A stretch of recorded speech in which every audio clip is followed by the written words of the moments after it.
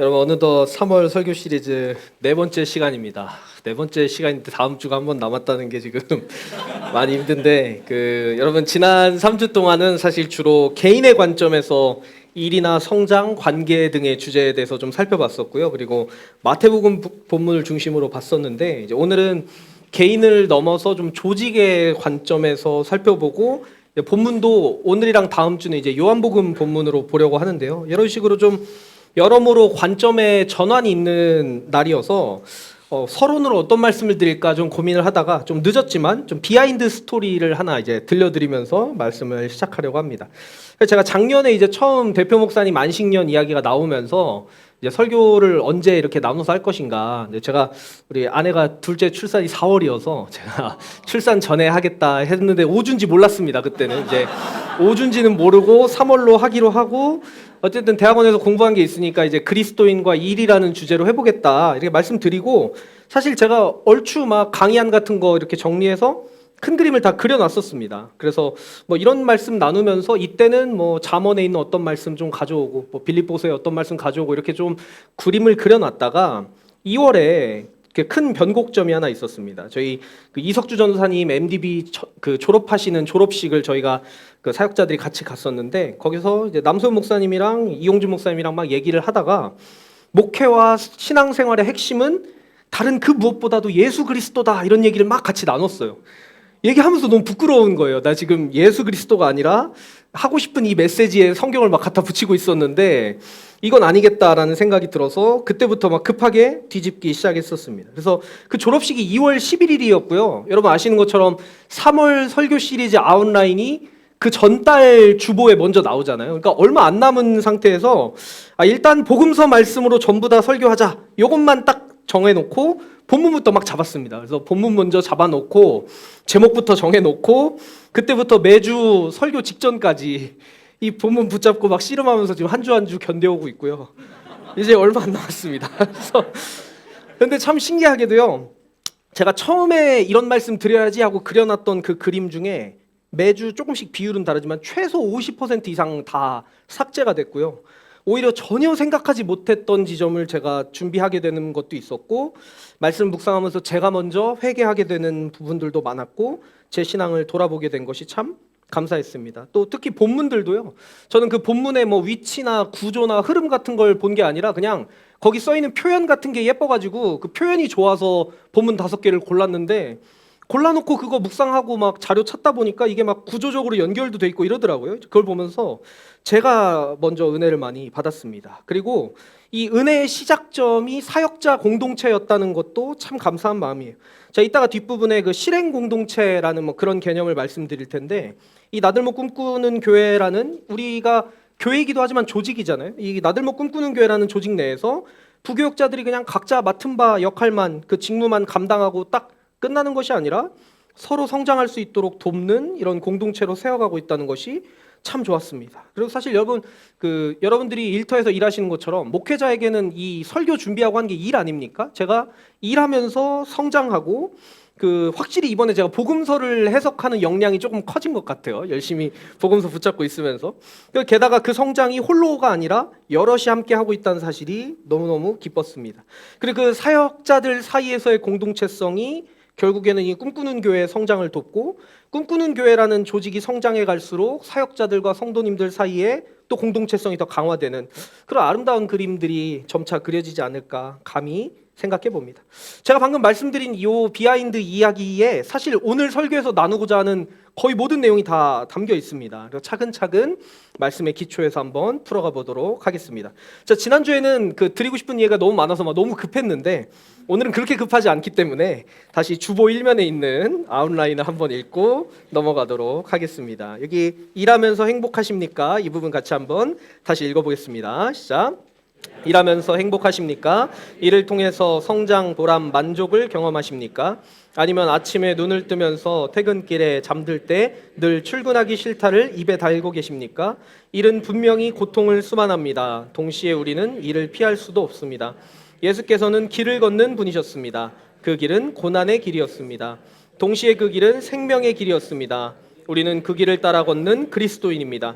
우리 일상을 가장 고통스럽게 하는 것이 일이라면 우리를 생명으로 이끄는 것도 일일 수 있습니다. 일하면서 배우고 성장하고 가치를 느끼는 삶, 예수께서 기뻐하실 그 삶으로 여러분을 초대합니다. 아멘. 예수님 말씀도 같이 교독하여 읽겠습니다. 제가 먼저 읽고 여러분들이 한 절 읽어주시고 마지막 35절은 같이 읽겠습니다. 제가 먼저 읽겠습니다. 유다가 나간 뒤에 예수께서 말씀하셨다. 이제는 인자가 영광을 받았고 하나님께서도 인자로 말미암아 영광을 받으셨다.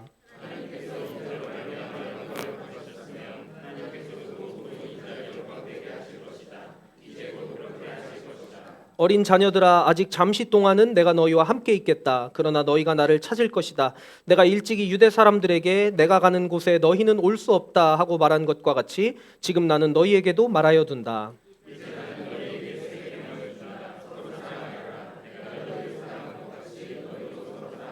같이 읽겠습니다. 너희가 서로 사랑하면 모든 사람이 그것으로써 너희가 내 제자인 줄을 알게 될 것이다. 아멘. 여러분 이 소제목 1번에 보시면 고별 연설의 시작이라고 이렇게 적어놨는데요. 이 요한복음에 대해서 다시 한번 좀 자료를 정리해 보니까 요한복음을 크게 두 부분으로 나눌 수 있다라고 합니다. 예수님의 공적인 활동, 가르침과 기적과 어떤 일화들이 담겨 있는 요한복음의 전반부와 오늘 이 13장으로부터 시작하는 고별 연설부터 시작해서 십자가를 지시고 부활하시는 이런 장면들이 담겨 있는 후반부, 이렇게 두 가지로 나눌 수가 있다라고 합니다. 요한복음이 총 21장까지 있거든요. 21장까지 있는데 13장부터 시작하는 이 고별 연설이 절반 조금 안 되는 분량이거든요. 근데 어떻게 보면 예수님의 인생 전체와 십자가의 죽음과 부활 요걸 다 나눠봤을 때 거의 절반 정도를 삶과 교훈에 대해서 할애했다면 죽음과 죽음 이후에 대해서 나머지 절반을 할애하고 있는, 이거는 예수님의 죽음에 대해서 정말 깊은 관심을 가지고 있는 것이라고 볼 수가 있습니다. 이거를 마테마가 누가와 비교해 보면 딱 드러나는데요. 우리 지난주까지 봤던 마태복음만 살펴봐도 마태복음이 총 28장까지 있는데 예수님께서 최후의 만찬을 하시면서 성찬하시는 그 장면이 26장에 나옵니다. 그러니까 되게 후반부에 예수님의 십자가에 대해서 짧게 기록을 하는데 왜 요한복음은 이렇게 예수님의 인생의 마지막을 강조하고 있는 것일까? 왜 그렇게 십자가와 부활을 강조하고 있는 것일까? 오늘 본문 속에서도 그 힌트를 얻을 수 있게 되고, 이제 다음 주 본문이 이제 요한복음의 가장 마지막 부분이어서 거기서도 또 우리가 배울 수 있는 부분이 있을 것 같습니다. 아무튼 오늘은 이 본문을 가지고 왜 하필이면 조직적인 맥락에서 살펴보는지, 이거를 제가 설교 안에 잘 녹여내 보려고 노력을 했는데 잘 안 되더라고요. 그래서 그냥 잠깐 짧게 이 조직 맥락에 대해서 잠깐 좀 설명을 드리고 다시 본문으로 좀 돌아오려고 합니다. 여러분, 제가 대학원에서 이 조직개발 연구라는 수업을 수강을 했었는데요. 그때 교수님께서 이런 이야기를 하시더라고요. 구성원들이 조직을 어떻게 이해하고 있는지, 구성원들이 조직을 뭐라고 생각하고 구성원들이 조직을 어떻게 바라보고 있는지에 따라서 그 조직이 어떻게 성장하고 발전하고 개발하게 될지가 방향과 목표와 목적이 완전히 달라지게 된다, 이런 이야기를 하시더라고요. 저는 들으면서 좀 의아했습니다. 왜냐하면 일반적으로는 조직을 개발한다라고 하면 그 조직을 소유하고 있는 혹은 조직의 운영권을 갖고 있는 뭐 CEO나 사장님이나 이런 사람들의 의중이 중요하지 구성원들이 조직을 바라보는 게 도대체 뭐가 중요한가라는 그런 생각이 들었는데, 차근차근 좀 내용들을 보다 보니까 아, 이래서 그랬구나라는 좀 생각이 들었던 것 같습니다.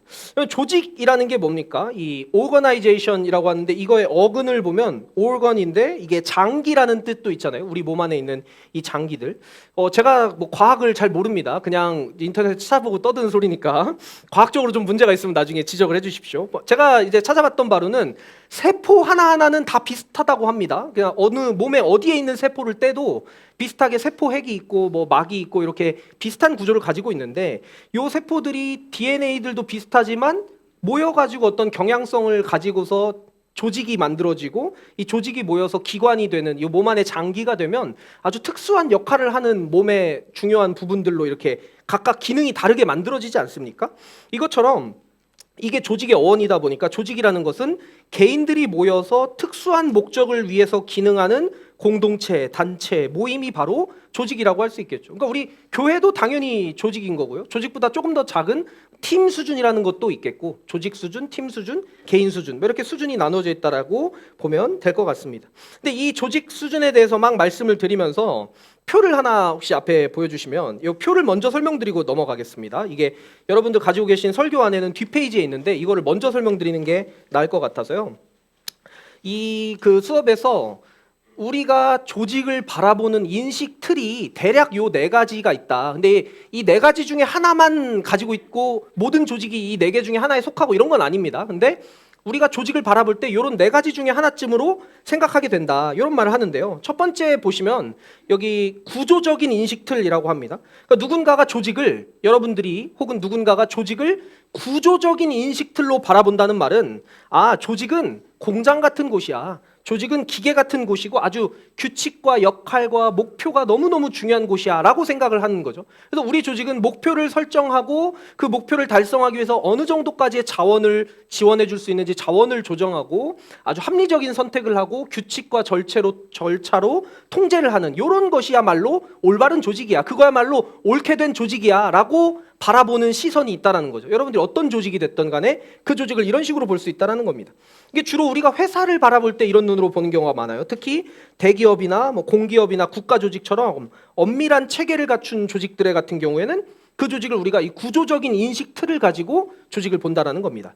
반면에 두 번째 보면 인적 자원 인식 틀이라고 해서 조직을 약간 가족의 은유로 바라보는 그런 틀도 있습니다. 참여와 관계가 정말 중요하고 같이 이렇게 참여를 유도하고 같이 대화하면서 문제가 있으면 조정해 나가기도 하고 누가 시키지 않아도 스스로 막 학습하고 서로를 가르치는 이런 관점으로 조직을 바라보는 시선도 있다는 거죠. 어떤 조직들을 이런 눈으로 볼까요? 주로 스타트업 같은 작은 회사들, 그러니까 아직은 체계적으로 절차를 세우는 것보다는 서로 믿고 어떤 업무에 딱 몰입해가지고 뭔가를 만들어내는 이런 스타트업들, 아니면 교회도 여기에 속하는 것 같아요. 교회 조직이라는 것을 주로 두 번째 거 아니면 네 번째 시선으로 바라보는 것 같습니다. 세 번째 보면 뭐라고 돼 있죠? 정치적인 인식틀로 볼 수도 있어요. 우리가 속한 조직들을 여기는 밀림이야. 여기서는 경쟁이 막 일어나고 권력 구조와 갈등이 일어나서 누군가는 권력을 획득하고 누구는 빼앗기게 되고, 그래서 그 안에서 협상이 일어나기도 하고 연합하기도 하고 전쟁도 일어나고 싸우기도 하는 이런 곳이 바로 조직이야, 이렇게 바라보는 시선도 있다라는 거죠. 이게 뭐 사내 정치가 아주 심한 기업이라든가 아니면 뭐 국회나 지방자치단체, 의회나 이런 데들처럼 기본적으로 정치적인 조직들이 아마도 그런 조직들을 볼 때 이런 틀을 가지고 우리가 보는 경우가 많다라는 거죠.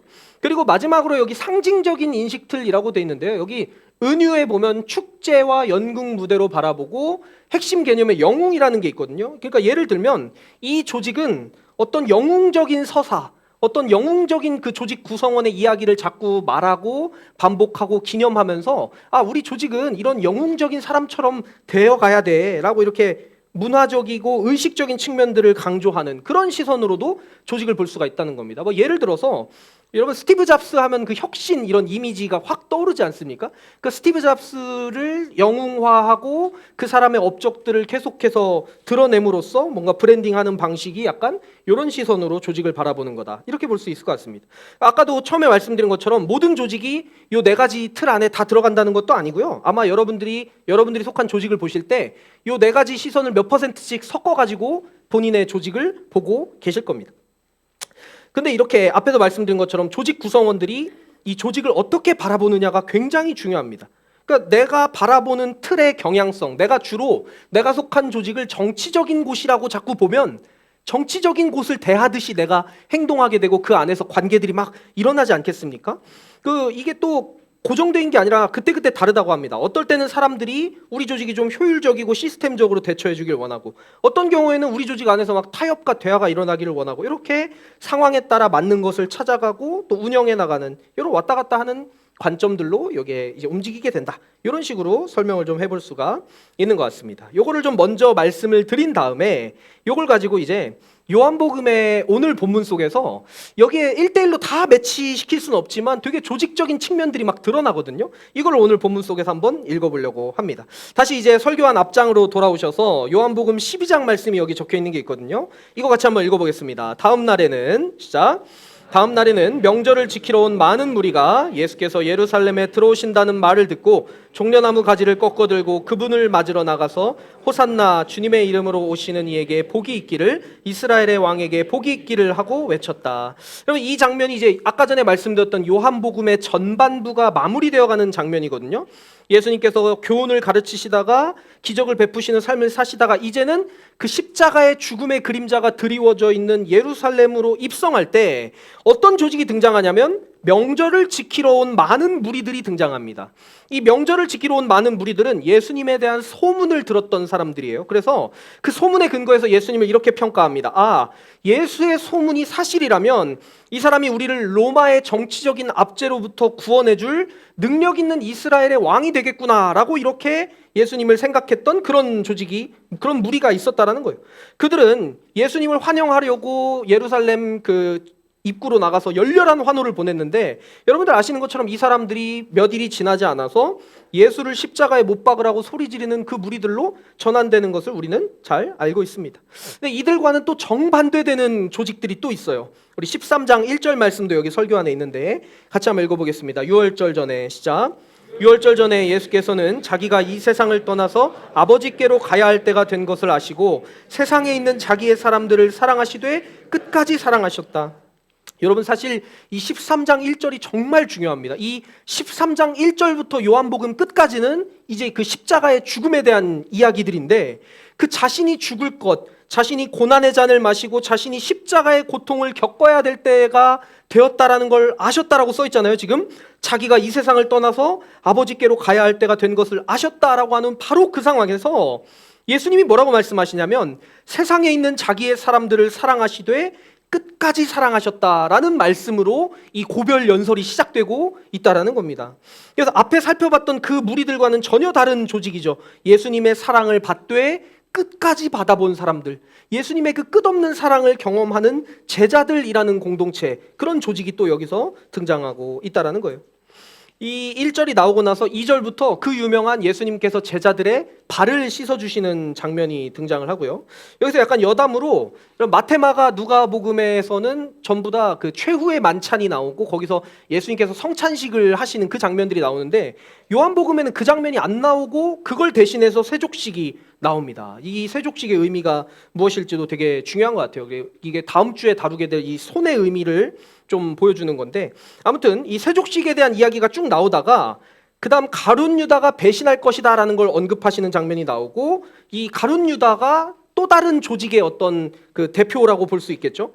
예수님의 사랑을 받았지만 다른 명예와 부에 눈이 멀어서 배신하는 사람들, 그리고 그런 류의 무리들이라고 볼 수 있죠. 오늘 본문에서는 가룟 유다 한 명밖에 없지만 초기 그리스도교의 그 어떤 배교한 사람들, 그리고 오늘날 우리의 믿음을 지키지 못하고 사는 우리의 모습들도 여기에 해당될 때가 분명히 있는 것 같습니다. 예수님과 다른 무언가를 저울질하면서 정치적으로 분석하면서 사는 그런 종류의 무리가 분명히 있다라는 거죠.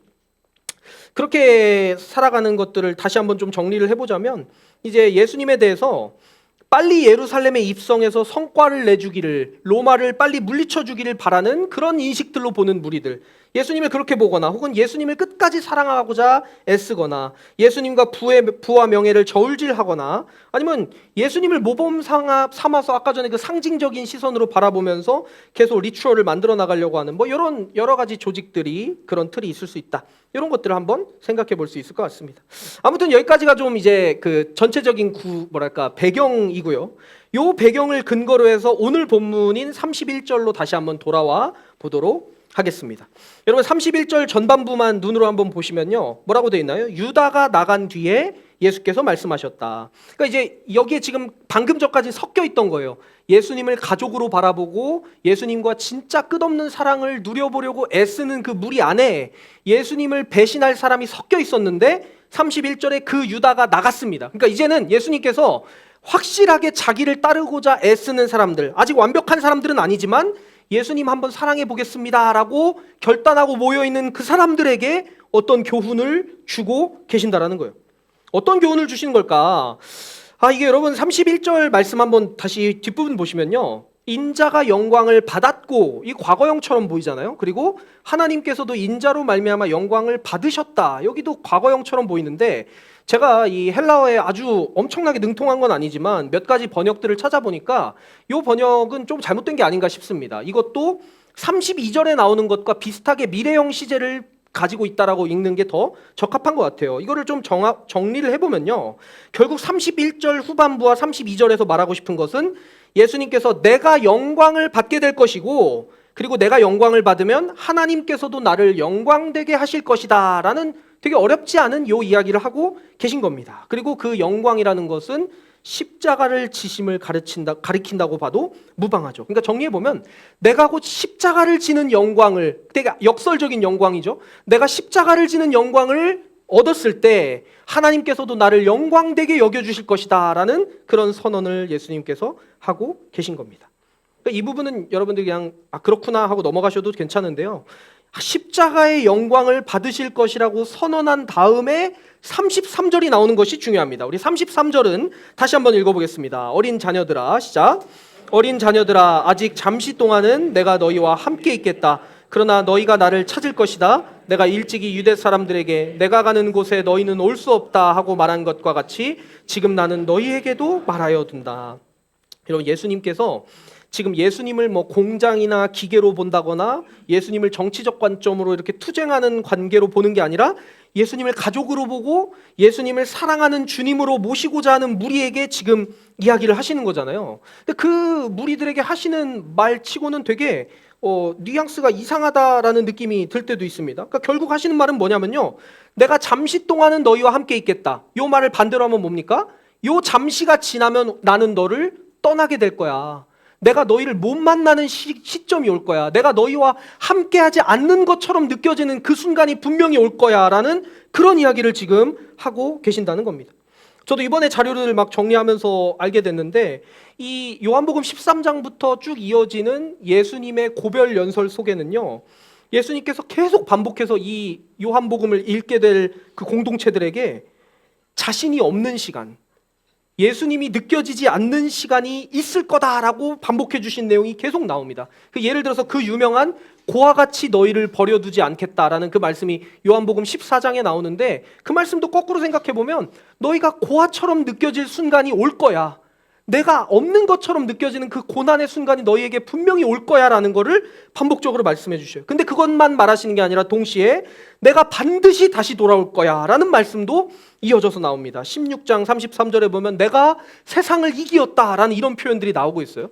그러니까 예수님의 이 고별 연설은 계속해서 내가 느껴지지 않는 그 공허한 순간, 믿음이 흔들리는 순간, 그런 순간들이 분명히 올 것이지만 내가 결국에는 올 거야, 힘을 내, 이렇게 동시에 응원하고 어려움이 있을 것이지만 힘내라고 응원하는 장면들이 계속해서 나오고 있다라는 겁니다. 그러니까 되게 안 그러시고 좀 어려움 없이 우리에게 한 번에 능력 주시고 딱 해결해 주시면 좋을 것 같은데, 예수님의 말씀은 이렇게 참 우리를 힘들게 만들기도 하는 것 같습니다. 근데 그럼에도 불구하고 우리 개인으로 봤을 때는 예수님께서 좀 고난 말고 행복만 주시지 싶지만, 그럼에도 불구하고 이 길을 따라갈 수 있는 근거가 또 다음 내용에 이어져 나오는 것 같습니다.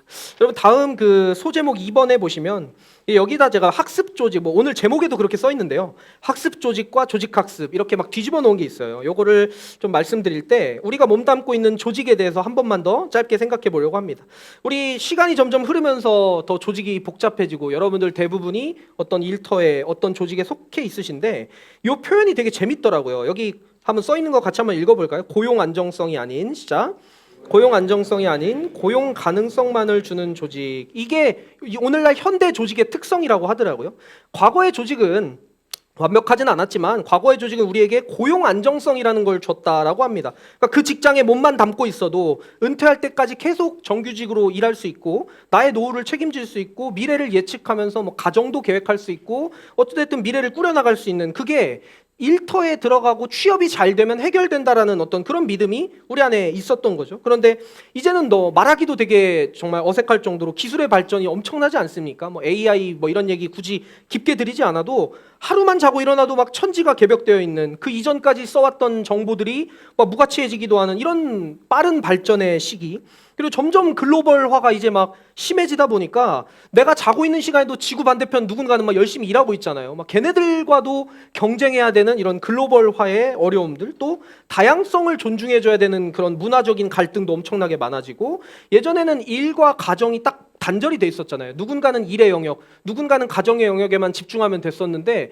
이제는 이게 안 되는, 서로 영향을 받게 되고 맞벌이 부부 늘어난 건 뭐 엄청 옛날 이야기인 이런 모든 내용들을 종합해 보면요, 이제 더 이상 우리는 조직에게 안정성을 기대하기 어려운 그런 세상을 살아가고 있다는 겁니다. 그래서 조직이 더 이상 고용 안정성을 제공하는 것이 아니라 고용 가능성을 제공한다는 게 이게 무슨 말일까요? 이거는 조직이 이제는 우리들을, 여러분들이 다니시고 있는 그 회사가, 그리고 저도 다니고 있는 이 꿈꾸는 교회가 저한테는 회사잖아요. 조직이잖아요. 여기서 이 개인을 끝까지 책임지는 게 아니라 이 조직에서의 성장과 조직에서 쌓은 경험치를 가지고 다음 직업을 가질 수 있고 다른 조직으로 옮겨갈 수 있는, 고용될 수 있는 가능성만을 우리는 보장해 주겠다라고 말하는 이런 세상이 지금 되어가고 있다는 거예요. 고용될 수 있는 가능성을 줄게. 우리 회사에서 너를 은퇴할 때까지 먹여 살리진 못해. 그런데 우리 회사에 들어와서 열심히 일하면 그걸 경력 삼아서 다른 회사에도 고용될 수 있는 스펙을 줄게. 우리 회사는 그런 특별한 경험을 제공해 줄 수 있는 회사야. 여기 와서 일해 라고까지밖에 말을 못하는 그런 세상이 점차 되어가고 있다는 거예요.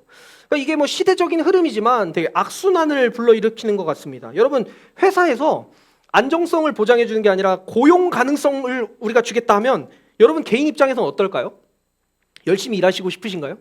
와, 나 오래 다니진 못하지만 이 회사에 정말 내 모든 것을 바쳐서 헌신해야지, 이런 마음이 드실까요? 그것보다는 오히려 우리도 거꾸로 회사를 좀 도구처럼 여기지 않을까요? 이 회사를 점점 도구처럼 여기게 될수록 그냥 어떤 프로젝트를 해내는 경험 같은 것만 쌓아서 딱 자력 같은 거 만들어서 이제 뭐 다음 회사로 이제 경력으로 이전하는, 경력직으로 이직하는 이런 것들만 목적을 삼게 되고, 그게 자꾸 반복되다 보면 점점 조직을 도구처럼 여기게 될수록 몰입하지 못하게 되고, 뭐 회사에 들어오는 후임들 알게 뭡니까? 그 사람들 뭐 인격적으로 대해주고 할 필요가 뭐가 있겠어요? 그냥 비슷한 부품처럼 대하게 되고, 일하는 시간 외에도 일을 위해 집중하는 이런 시간들은 없어지게 되고 하면, 아이러니하게 개인도 불안해지고 성장하지 못하게 되고, 제가 2주 전에 말씀드렸던, 우리가 결국 역량이 전문성까지 성장하려면 집중적이고 의도적인 연습을 끝까지 해야 되는데 그거가 방해가 된다는 거예요. 이 조직이 우리를 불안하게 하기 때문에. 그래서 자료들을 보면서 참 신기했던 게요, 우리가 흔히 생각하는 제법 좋은 직업들, 야, 저 회사 다니는 사람들은 걱정 없겠다, 야, 너무 부럽다, 저기 취직하다니 너무 부럽다 하는 제법 좋은 직장을 다녀도, 그리고 제법 괜찮은 직업을 가지고 있어도 불안하기는 마찬가지라는 거예요. 이 시대의 변화가 너무너무 복잡하기 때문에 언제든 내가 지금 살고 있는 이 삶의 이 바닥이 갑자기 꺼져서 무너질 수도 있다는 그런 공포와 두려움 속에서 살게 만드는 것이 우리가 살고 있는 이 시대라는 것이죠. 근데 이런 세상을 살고 있는 우리에게, 그럼에도 불구하고 예수 따르면서 살겠다고 앉아있는 우리들에게 예수님께서는 내가 너희를 잠시 후에는 떠나게 될 거야, 그 힘들 거야 라고 여기까지만 말씀하시는 게 아니라 참 다행히도 우리에게 어떤 계명을 주십니다. 그 계명이 뭔지 한번 읽어보겠습니다. 34절 말씀, 이제 나는, 같이 읽어보겠습니다. 시작. 이제 나는 너희에게 새 계명을 준다. 서로 사랑하여라. 내가 너희를 사랑한 것 같이 너희도 서로 사랑하여라. 여러분, 이 요한복음의 전체적인 맥락을 보면요, 이 새 계명의 목적은 뭐냐면 불안해하지 말라는 거예요. 잠시 후면 내가 너희를 떠나게 될 텐데, 너희가 나를 만나지 못하고 나를 못 느끼는 그 시점이 올 텐데, 바로 그때 너희가 붙잡아야 될 게 있어. 그게 뭐냐면 내가 너희를 사랑한 것 같이, 아까 13장 1절에서 봤던 것처럼 자신의 제자들을 사랑하시되 끝까지 사랑하시니라 했던 그 사랑했던 것 같이 너희도 서로 사랑하는 거야. 너희도 서로 사랑하면서 내가 없는 그 부재하는 불안감을 좀 이겨내줬으면 좋겠어 라고 말씀하시는 것 같아요. 그러니까 무릎 꿇고 기도해 이렇게 얘기하시지 않는다는 거예요. 내가 안 믿어주면 무릎 꿇고 기도해, 내가 안 믿어주면 무작정 믿어, 안 믿어주면 믿어질 때까지 믿어 라고 하시는 게 아니라, 안 믿겨질 때, 예수님이 없는 것 같을 때, 내 인생이 바닥이 꺼져서 떨어질 것 같을 때, 그렇게 믿음이 흔들릴 때 서로 사랑하라는 계명을 주신 거예요. 그 서로 사랑하라는 계명으로 서로 붙잡아 주라는 거예요. 그래서 그리스도인들은 서로 사랑함으로 불안함과 싸우는 공동체입니다. 내가 세상에서 버림받은 것 같다는 느낌, 내가 지금은 일하고 있긴 한데 나에게 다음 고용이 안 오면 어떡하지라는 그런 불안한 느낌, 예수님이 안 오시면 어떡하지라는 어떤 실존적인 신앙적인 고민들, 이런 모든 것들 속에서 서로 사랑이 그 불안감을 이겨낼 수 있는 힘이 될 수 있다는 겁니다. 여러분, 아까 전에 그 조직을 보는 네 가지 관점 말씀드렸는데, 여러분 가정도 작은 수준의 조직이라고 봐야 될지 팀이라고 봐야 될지 헷갈리지만, 가정도 작은 수준의 조직이지 않겠습니까? 그래서 누군가는 이 가정을 아까 전에 봤던 네 가지 중에 세 번째 눈으로 보는 사람들이 있습니다. 가정도 정치적인 알력 다툼이 일어나는 밀림으로 보는 거예요. 그래서 맞벌이 부부이건 아니면 한쪽이 일을 하고 한쪽이 육아만 하건 서로 이게 딜을 하려고만 하는 거죠. 야, 고용이 불안정한 일터에서의 내가 얼마나 힘든지 알아? 육아하면서 스트레스 받는 내가 얼마나 힘들지 않아? 너 맞벌이의 삶 속에서 네가 몇 퍼센트 더하고 내가 덜하는데 내가 얼마나 힘든지 알아? 이게 그 관점이 계속 반복되다 보면 그 안에서 우리가 정말 좌절감과 낙심을 느낄 수밖에 없게 돼요. 그게 아니라 예수님께서 원하시는 건 오히려 반대가 아닐까요? 세상에서 느끼고 있는 그 모든 불안감들을 가족 안에서는 서로 사랑함으로 이겨낼 수 있게 해주는 그런 가족 공동체가 되는 것이 예수님이 기뻐하시는 마음이 아닐까 싶습니다. 여러분, 제가 앞에서 이런 말씀 드렸었죠. 구성원들이 조직을 어떻게 보느냐가 많은 것을 결정한다고. 구성원들이 조직을 어떻게 보느냐, 아까 전에 말씀드린 가정을 내가 어떤 시선으로 보느냐, 이런 것처럼. 그래서 우리가 그리스도인들이 조직을 만약에 바꿔야 된다면, 여러분 만약에 조직이 진짜 안 좋은 조직이라면요, 불법적이고 부정의하고 더러운 것들이 가득 찬 조직이라는 확신이 있으신다면 떠나시면 됩니다. 떠나셔야 돼요, 그런 조직은. 근데 그게 아니라면, 내가 이 조직에 남아있을 수밖에 없는 상황이라면요, 이 조직을 우리가 다르게 봐주는 구성원이 되어줘야 됩니다. 우리 그리스도인들이 그 시작점이 되어줄 수 있는 그런 능력을 가지고 있다는 거예요. 이걸 혼자 하는 것은 참 어렵지만 공동체가 되어서는 할 수 있다, 할 가능성이라도 생긴다. 그래서 예수님께서 방금 이 본문에서 너희가 불안할 때, 내가 없는 것 같이 느껴져서 불안할 때 하나님을 사랑해라 라고 하신 게 아니라 서로 사랑해라 라고 하신 것 같아요. 그 공동체가 필요하기 때문에.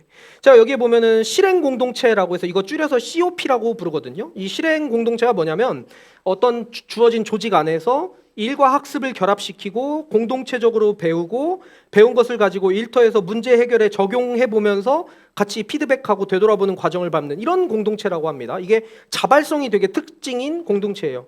그러니까 이 실행 공동체를 내가 조직 안에서 가지고 있는가, 내가 이 조직에 대해서 환멸을 느끼고 싶다면 조직을 옮길 수 있는 것도 해결책이 될 수 있지만 우리가 모든 조직이 싫다고 다 떠날 수는 없지 않습니까?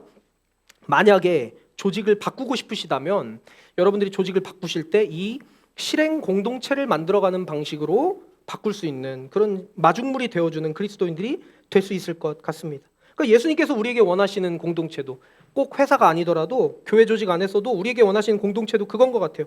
서로 사랑하고 그 사랑함으로 예수님이 안 계신 것만 같은 불안함을 서로 느낄 때 그 불안함을 이겨낼 수 있게 해주고, 그러다 보면 불안함을 이겨내게 되니까 더더욱 서로 사랑하게 되고 예수님을 생각하게 되고, 이런 순환이 일어나는 그런 공동체가 우리 안에 필요하다는 거죠. 여러분, 이 학습 공동체는요 되게 겸손한 조직입니다. 왜냐하면 배우는 조직이잖아요. 그러니까 회사 안에서, 예를 들면 내가 회사 안에서 어떤 공동체를, 작은 사적인 공동체를 만들겠다, 근데 회사의 어떤 부조리함과 싸우는 조직을 만들겠다 하면은 계속 싸우겠죠. 계속 싸우면서 내가 옳고 회사가 틀렸다는 관점으로 막 싸우게 되겠죠. 그런데 여기서 말하는 학습 조직은 그게 아니에요. 배우려고 하고 자유롭게 더 시간을 투자하면서도 내 역량을, 전문성까지 끌어올리려고 애쓰게 되고 그걸 실천해보고 서로 같이 되돌아봐주는 그런 공동체가 있을 때 조직 안에서도 그 서로 사랑함이 생기게 되고 그게 우리에게 힘이 되지 않을까. 그래서 여러분들이 만약에 신앙적인 영역이 아니라 일터에서 이런 고민이 있으시다면 조직에서도 생각해보니 공동체성이 필요하겠구나, 이 아이디어 정도만 한번 가져주셔도 오늘 말씀은 유의미한 부분이 있는 것 같습니다. 그리고 여러분, 그 광고에 보면 이 기독 직장인을 위한 독서 코칭 있지 않습니까? 이 코칭이라는 게 되게 일터 학습에서 정말 중요한 요소이기도 하고요. 여러분들이 조직 내에서 당장 뭔가 작은 학습 조직을 만들어가는 게 어렵다면 이렇게 어떤 전문성을 갖추신 분들이 기회를 주실 때 같이 참여해보는 것도 좋은 기회가 아닐까. 그래서 관심이 있으시면 김경수 목사님께 제가 아니라 김경수 목사님께 전화 주시면 같이 상의할 수 있을 것 같습니다. 여러분 이제 방금 전까지 학습 조직이 어떻다 이런 얘기 좀 드렸고요. 근데 그걸 뒤집어서 조직 학습이라고 써놨는데 이게 제가 말장난한 게 아니고요. 여기 조직 학습이 뭔지도 한번 좀 말씀을 드려보겠습니다. 학습 조직이 학습하는 조직, 학습하고 실행하는 공동체를 뜻하는 것이라면 조직 학습은 뭐냐면 개인만 학습을 하는 게 아니라 조직도 학습을 한다라는 그런 의미예요. 그러니까 조직이라는 게 마치 인간처럼 막 걸어 다니는 건 아니지만 조직도 분명히 학습을 한다라는 거예요. 그 조직도 문화적인 관점에서 보거나 했을 때 분명히 변한다는 겁니다.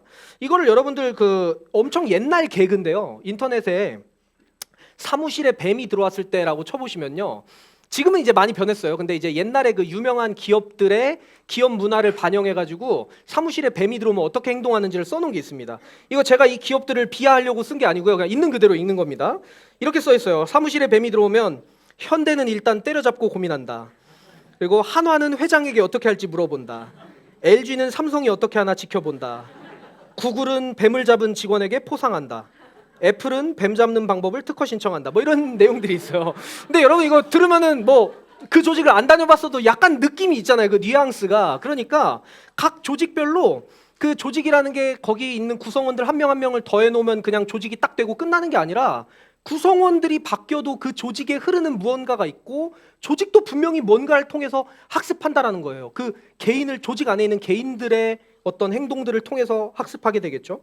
여러분 그 테세우스의 배라고 들어보셨나요? 그러니까 영웅 테세우스가 배를 가지고 출항을 했는데 계속해서 운행을 하면서 나무가 썩거나 해가지고 그 나무를 빼서 새 걸로 바꾸고 이렇게 나무를 하나하나씩 바꾸다 보니까 어느 순간 처음에 출발했던 배에 있던 부품이 단 하나도 남지 않고 모든 부품이 다 바뀐 새로운 배가 됐는데 이거를 앞에 있던 배랑 똑같은 배라고 할 수 있냐? 뭐 이런 그 딜레마라든가 이런 논쟁 같은 게 있거든요.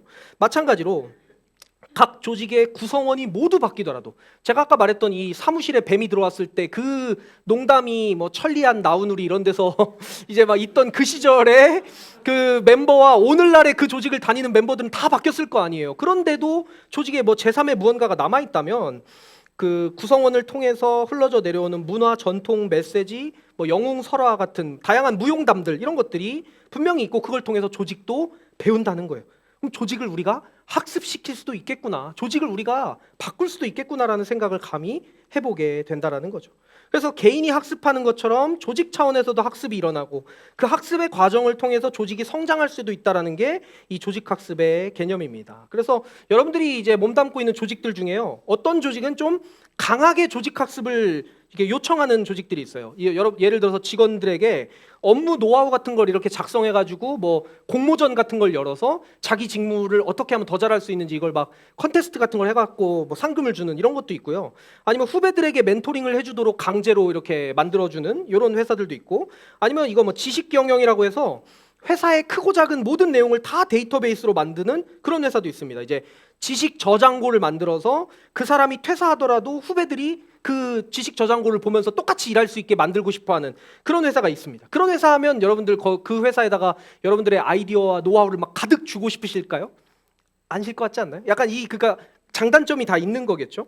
이렇게 적극적으로 하는 경우도 있고, 아니면 그냥 개인의 학습과 경험이 조직의 학습으로 이어지도록 그냥 관계적으로 유도하는 그런 것도 있고, 어찌 됐든 모든 종류의 조직은 조직 학습을 유도하고 있다라는 거예요.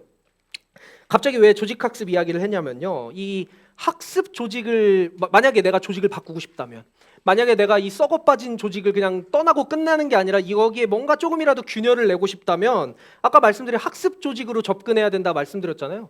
학습 조직을 통해서 조직 학습이 이루어지게 된다. 조직도 분명히 배우니까 이 조직 안에서 이런 순환이 있는데, 이 오늘 본문의 마지막 말씀인 이 35절 말씀이 요 순환의 구조로 보면 조금 마음에 확 와닿는 것 같아서 제가 오늘 이 조직학습, 학습조직 이런 이야기를 준비를 했었습니다. 35절 말씀 다시 한번 같이 읽어보겠습니다. 너희가 서로, 시작. 너희가 서로 사랑하면 모든 사람이 그것으로서 너희가 내 제자인 줄을 알게 될 것이다. 여러분 아까 34절에서 서로 사랑하는 것이 계명이라고 하지 않았습니까? 근데 이게 새 계명이라고 했는데, 그러면 새 계명 말고 옛 계명, 그 옛날 구계명은 하나님과 이스라엘 사이의 율법 아닙니까? 그러니까 그 율법 잘 지키면 하나님 나라 백성이 되고 구원받는 거잖아요. 그러니까 이 새 계명도 새 계명을 잘 지키면, 서로 사랑하면 구원받는다. 서로 사랑하면 너는 내 자녀가 된다. 뭐 이런 말이 써 있어야 될 것 같은데 그런 말이 써 있지가 않다라는 거예요. 뭐라고 써 있었죠? 방금 읽으셨잖아요. 너희가 서로 사랑하면 모든 사람이 그것으로써 너희가 내 제자인 줄을 알게 될 것이다. 이거 뭔가 이상하지 않습니까? 다시 원래 원상태로 돌아온 거예요. 예수님을 사랑하는 제자가 한번 돼보겠다고 모였더니 세 계명을 줄게. 너희가 서로 사랑해야 돼. 그러면 이제 마음속 서로 사랑하면 내가 예수님께 나아갈 수 있고 구원받을 수 있구나. 그게 아니라 서로 사랑하면 그 세 계명을 잘 지키면 제자가 된다라고 이렇게 다시 처음으로 돌아오게 된다라는 거죠. 되게 아이러니하게도 처음에 이 제자와 뒤의 제자가 다릅니다. 서로 사랑함을 한번 거친 그 제자됨은 불안함이 덜어진 제자됨이라는 거예요. 예수님이 없는 것 같이 느껴지고 나락으로 떨어질 것 같은 불안감 때문에 지쳐있던 내가 서로 사랑함을 경험하고 났더니 갑자기 드라마틱하게 모든 문제가 다 풀리진 않는데 그래도 그 불안함이 살짝 덜어진 또 다른 제자가 되어가게 된다는 거죠. 이게 여러분 우리 공동체를 학습시키는 과정입니다. 그래서 교회가 우리 실행 공동체가 가정이 조직이 더 건강한 문화를 가질 수 있게 한 방울이라도 맑은 물을 흘려보내는 그 과정. 그 과정에서 서로 함께하면서 우리가 길을 만들어주는 그 여정이 우리 안에 가능하다라는 거예요. 그래서 아까 전에 말씀 시작하기 전에 그 찬은이와 함께한 예배 첫 찬양을 해주실 때 다 주의 크신 이름 높이며 우리에게 행하신 이런 표현이 있었잖아요. 우리에게 행하신을 같이 경험하면서 성장해 가는 것이겠죠. 여러분 우리는 어떤 형태로든 조직에 속하면서 살아가는 존재들입니다. 부정적인 영향력을 미치는 나쁜 조직도 있고 좋은 조직도 있고 어찌됐든 근데 그 조직 속에서 영향을 받고 휘둘리면서 톱니바퀴와 부품 같은 인생만 살게 되는 경우도 분명히 있습니다. 거기에서 느껴지는 권태로움과 무기력함이 우리를 얼마나 힘들게 합니까? 근데 그것을 깰 수 있는 유일한 길이 서로 사랑이라는 거예요. 이 서로 사랑함으로 문제가 해결되진 않더라도 서로 사랑함으로 우리의 공동체성이 달라질 수 있게 된다는 거죠. 조직을 아까 말했던 이 네 가지 틀 중에 되게 공격적이고 경쟁적이고 누구 한 명이 얻으면 누구 한 명은 질 수밖에 없는 그 눈으로 모든 사람들이 우리 조직을 보고 있는데 그 조직 안에서 내가 서로 사랑함으로 보는 그 공동체를 만들어냈을 때 조직을 조금이라도 다른 틀로 볼 수 있는 힘이 생긴다는 겁니다. 저는 그리고 여기 이 서로 사랑함이 구원과 연결되지 않는 게 너무 감사하다는 생각이 들었어요. 여러분 만약에 서로 사랑하면 구원받는다라고 써 있었으면 서로 사랑하면서 여러분 엄청 짜증나셨을 겁니다. 이거 구원받으려고 서로 사랑 안 할 수도 없고 막 이랬을 텐데 논리 구조가 그렇지가 않거든요. 여러분 이 말씀 이어서 여기 마태복음 18장 말씀 같이 한번 읽어보겠습니다. 이 구조가 여기에 또 잘 드러나고 있는데요. 한 목소리로 이어서 읽겠습니다. 시작. 내가 진정으로 너희에게 말한다. 무엇이든지 너희가 땅에서 매는 것은 하늘에서도 매일 것이요 땅에서 푸는 것은 하늘에서도 풀릴 것이다. 내가 진정으로 거듭 너희에게 말한다. 땅에서 너희 가운데 두 사람이 합심하여 무슨 일이든지 구하면 하늘에 계신 내 아버지께서 그들에게 이루어 주실 것이다. 두세 사람이 내 이름으로 모여 있는 자리 거기에 내가 그들 가운데 있다. 여러분 여기서 앞에 말씀 18절 말씀을 보면서 땅에서 금지하면 하늘에서도 금지되고 땅에서 풀면 하늘에서도 풀린다. 와, 내가 기독교인이 되면 이렇게 땅과 하늘을 막 움직일 수 있구나라고 생각하는 이런 본문처럼 보이기도 하는데 갑자기 19절에 보니까 너희 가운데 두 사람이 합심하여 구하면 이라는 말씀이 나오고 있는 거예요. 두 사람이 합심하면, 두 사람이 서로 사랑하면 그 서로 사랑함으로 제자됨이 더욱더 강화된다면 이걸 이제 아까 그 표현으로 하자면 조직이 학습함으로써 제자 공동체의 그 정체성이 더 곤고해진다면 이루지 못할 일이 무엇이 있겠느냐라고 이렇게 볼 수가 있게 되는 거죠. 이루지 못할 일이 뭐가 있겠느냐라고 하면서 예수님께서 약속하십니다. 20절 말씀입니다. 다시 한 번만 읽어볼까요? 20절 말씀 시작.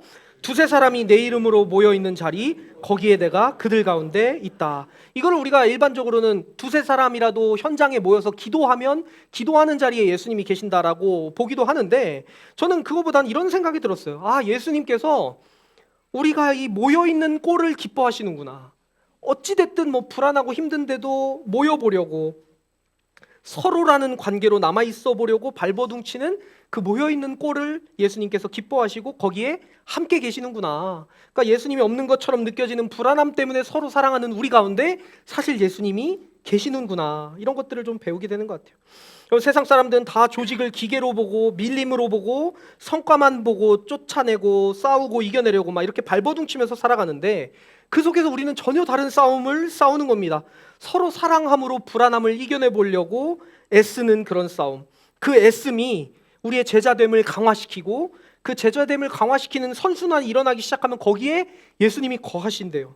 거기에 예수님이 거하시면 그게 우리를 살리는 힘이 될 거라고 감히 믿습니다. 그래서 저와 여러분이 속한 크고 작은 조직들 속에서 이 서로 사랑함의 순환을 만들어서 이 힘으로 우리가 살아냈으면 좋겠어요. 이제 말씀을 정리하도록 하겠습니다. 여러분, 사람은 언제 톱니바퀴가 되는가 이렇게 써놨거든요. 여러분, 모든 종류의 조직은 인간을 사용합니다. 우리를 목적에 맞고 쓸모에 맞게 사용하고 활용합니다. 그런데 동시에 우리를 마냥 도구로만 쓰는 게 아니라 조직은 구성원으로서의 인간을 발달시키고 성장시키고 개발시키기도 한다는 거예요. 수단으로도 쓰지만 또 동시에 뭔가 성장시키는 역할도 조직이 가지고 있다는 거예요. 그래서 우리는 이 조직 내에서 언제 톱니바퀴가 되느냐면, 앞부분에서 막 좀 설명을 드렸지만, 여러분들이 속한 그 세상이, 여러분들이 속한 그 조직이 기계라고 믿는 순간 여러분들은 톱니바퀴가 됩니다. 반대로 내가 속한 세상이 기계가 아니라 가족과 같은 조직이라고 생각하는 사람에게는, 혹은 내가 속한 조직이 서로 죽이고 계속해서 쫓아가는 밀림이 아니라 평화롭고 거룩한 상징을 세워가는 축제의 장이라고 생각하는 사람은 이제 더 이상 톱니바퀴가 아니라 아들이 되고 딸이 되고 전쟁 속에서 상처받는 희생자가 되는 것이 아니라 축제에 참여하는 자가 되게 됩니다. 그러니까 이렇게 우리가 생각을 전환해 가면서 불안함이 우리를 사로잡는 것은 어쩔 수 없어요. 예수님께서도 이 요한복음 공동체에 계속 말씀하시지 않습니까? 내가 너희를 떠날 때가 있다. 그런데 그 제자들의 불안을 염려하시고 걱정하시면서 새 계명도 주시지 않았습니까? 우리도 오늘 그 똑같은 예수님께서 주신 새 계명 붙잡고 서로 사랑하면 구원받고 끝나는 게 아니라 내 제자가 되리라. 모든 사람이 그것을 알게 될 것이다. 그 제자됨을 가지고 또 불안한 현실에 맞부딪혀서 다시 한번 싸워낼 수 있는 그 선순환이 우리 안에 있게 될 줄로 믿습니다. 그래서 여러분, 오늘 이제 말씀 이따 끝나고 드리는 찬양에 우리 1주차에 불렀던 그 보시기에 참 좋았더라라는 찬양을 또 부를 텐데요. 그때 말씀드린 것처럼 하나님께서 우리를 보시기에 좋았다는데 그게 안 믿어진다 그랬잖아요. 우리가 그거를 우리가 옆에서 서로 사랑함으로 믿게 해주는 거예요. 옆에서 서로 사랑함으로 계속해서 너 보시기에 참 좋대라고 붙잡아주는 그런 은혜가 우리 꿈꾸는 교회 공동체 안에 있게 되길 간절히 소원합니다. 오늘 들은 말씀 내용을 묵상하면서 우리 1분간 침묵하도록 하겠습니다. 사랑의 하나님, 저희들이 불안할 때마다 주님 말고 다른 것을 붙잡고 있는데 그것이 어찌 보면 우상이 아닐까 싶습니다. 불안할 때 우상을 붙잡는 것이 아니라 예수님께서 우리에게 주신 새 계명, 서로 사랑하라. 너희가 서로 사랑하면 모든 사람들이 너희가 내 제자인 줄 알리라 하셨던 그 말씀 굳게 붙잡고 어떻게든 엮여 있으려고, 어떻게든 서로 같이 있으려고, 어떻게든 함께 있으려고 애쓰는 꼴을 보여주는 그런 우리 꿈꾸는 공동체 되도록 축복하여 주시옵소서. 그 애씀 가운데 거하실 줄로 믿습니다. 축도하겠습니다. 이제는 우리 주 예수 그리스도의 구원의 은총과 하나님 아버지의 크신 사랑하심과 우리가 늘 동행하시는 성령님의 역사하심이 오늘 함께 나의 불안함을 솔직하게 인정하고 그 불안함 서로 사랑함으로 이겨내겠습니다. 서로 사랑함으로 한 걸음씩 걷겠습니다. 그렇게 결단한 우리 꿈꾸는 가족들 머리머리 위에 이제로부터 영원토록 함께 계시기를 간절히 축원하옵나이다. 아멘.